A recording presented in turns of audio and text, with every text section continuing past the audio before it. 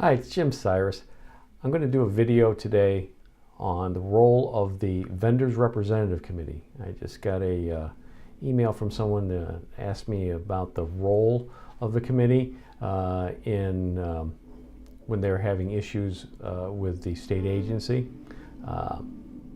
So stay tuned. I'm sure this video is going to really tick off Vendor Representative Committee members. So stay tuned.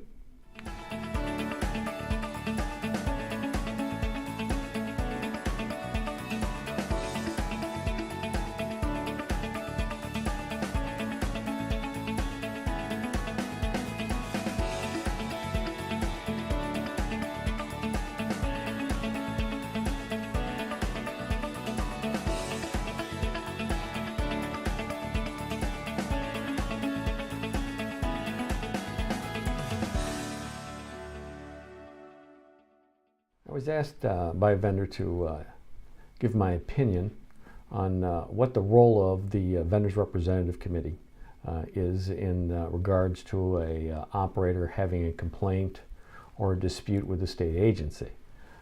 First of all, the Vendors Representative Committee states what it's supposed to be doing, representing the vendor. It should be placing itself between the operator and the state agency if there's a dispute. Now, the reason for that is basically the state agencies have unlimited resources. The vendor has limited resources and is there alone if the vendors committee is not representing them. The vendors committee should be stepping in at the very beginning, trying to resolve these disputes before they are escalated to the grievance procedure. But if it cannot be resolved, and if it cannot be dealt with through mediation and or just simple negotiations, and it has to be escalated to the grievance process, the vendors committee or vendors committee members are there to prevent a state agency. And this could be for intentional or unintentional conduct by the state agency. They have a heavy hand, and sometimes they use it indiscriminately. The Vendors Representative Committee is there to prevent this from happening and making sure that all operators, regardless of the outcome of their grievance, is treated fairly through the grievance process. Randolph-Sheppard is not silent on this issue whatsoever. I mean, I have posted on my website, jimcyrus.com, the Randolph-Sheppard Act, and under section 395.41, paragraph 2, it states what the Vendors Representative Committee should be doing in a grievance and their role. And I'm going to try to blow this up big enough for me to see this, so bear with me. It says, receive and transmit to the state licensing agency grievances at the request of blind vendors and serve as advocates for such vendors in connection with such grievances. I think that's pretty clear, that the Vendors Committee is supposed to be representing you and representing your interests and acting as your advocate in the grievance process. Unfortunately, many vendors representative committees, in my opinion, have dumbed down their role in this process. For an analogy of what they're supposed to be doing, they're basically, for lack of a better definition, they're your union representative. They're there to see that you are treated fairly throughout this entire process. You can imagine if you're a member of the Teamster Union and you had a dispute with the manufacturer, the union rep, your union rep would step in and represent you in that situation. That's the same role as the Vendors Representative Committee. unfortunately, as I said, it's one that, in my opinion, many of the representative committee members are unqualified for their role, or don't understand their role, or basically have some other reasoning why they're not representing the operator. I not too long ago went in and testified on behalf of an operator. He was a blind vendor who had lost his sight in service to his country. He was in combat and became visually impaired in service to his country. He had a dispute with the state agency. The state agency said he owed money. He said, "I don't believe I owe this money." Fine. The committee took no position on this whatsoever, one way or another, but they did not defend the operator. The state agency began to act very aggressively towards this operator, to the point where it sent him to a collection agency. Now, this is all through the grievance process. The grievance process had started, and he was in the process of resolving this through this process, and it should have been resolved through this process. But the state agency decided they were going to send him in the middle of this to a collection agency, ruin his credit rating. Then they put him in a position as a status in this particular state as an operator in bad standing. This meant that he could not bid out of his facility or bid on a new facility. He was stuck in this location until such time as he paid this money. The third thing they did was they held back his retirement benefits. This operator in this state got several $1,000s a year for his retirement. Well, they seized this money, and then they did not apply this money even to the debt that he owed, or they claiming that he owed, and as pressure for him to pay these funds. And they drew this out for years and years. I think the process took almost 10 years. And there was no representation from the vendors committee. I showed up at this vendors arbitration hearing and to testify on his behalf. And as I was there, I was expecting to see vendors representative committee members there, making sure that the process was being conducted in a fair and honest manner. They didn't show up at all. They had not done anything for this operator during this time period. They had not gone out of their way whatsoever to see that this operator was treated fairly. This is a man that lost his sight in combat to his country. Why would you not err on his side if you're his vendor representative committee member? Makes absolutely no sense whatsoever. I myself was in a dispute with the state agency. We won. By the way, that operator that the state agency did all this to was found not to owe this money. Didn't get an apology from the vendors representative committee. Didn't get, well, gee, I guess we should have done something for you. Did nothing for him.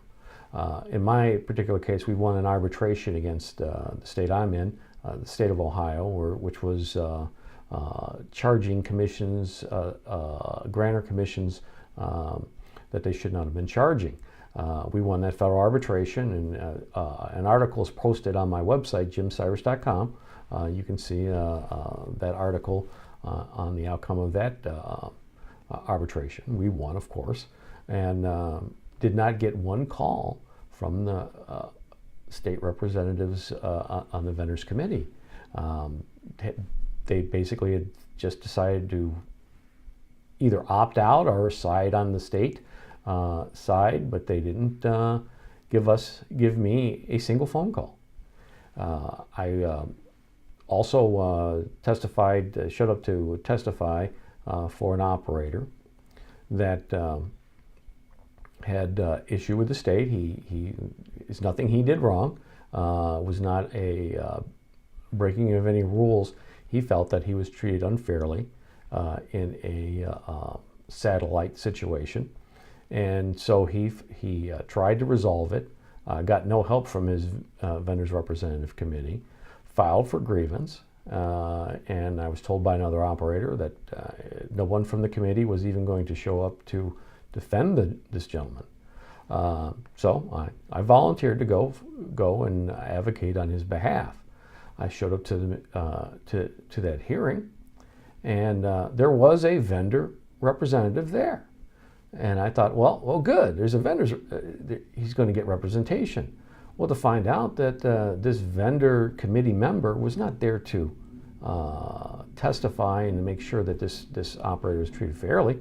They were there to testify on behalf of the state.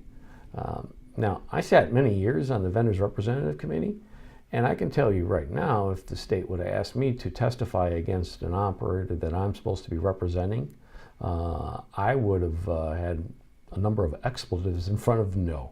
But because the standards of the vendors representative committee, in my opinion, has been lowered, has been dumbed down to such a point that they don't even understand that they're supposed to be representing the operator. And I have not been to a vendors representative committee at this point in a number of years. I used to sit on it for 12 years. I was chair for 4 or 6 years. I don't even recall. It was of the committee, but I sat on it for 12 years. We represented every operator, every dispute, any issue that was necessary. We represented that operator. Now, we may have not agreed with the operator, but we made sure the operator was treated fairly. But I go to a vendors representative meeting. I have not been to one in, I want to say, 12 years. I walked in, and I'm going to just do a side here. I walked into this meeting, and I was clearly shocked at just the appearance of the committee itself. Now, I just got home from work, and I go to work every day. I wear a suit and a tie, shirt and tie. I work in a professional environment, so I dress this way. If I were to say that, depending on your environment, you may want to dress more casually than I do. But when I sat on the vendors representative committee and I would go to these meetings, I would dress in business attire. I would go there prepared for the meeting. I would go there with the intentions of representing, to the best of my ability, the operators of who I had charge. I walked into this meeting, and half the people there were dressed in attire that I wouldn't clean out my garage in, that I wouldn't leave my house wearing those clothes. I walked in, and there was the stench of cigarettes, stale beer, and body odor. I had to move. Once I got into the meeting, I moved like 3 or 4 times trying to get downwind of this stench. I looked at, I have useful vision within a couple of feet. I tried to get within a couple of feet of everyone on that committee. And there were only 2 people dressed in business casual. They were, and both of those operators were, had facilities on military bases where you better show up in at least business casual.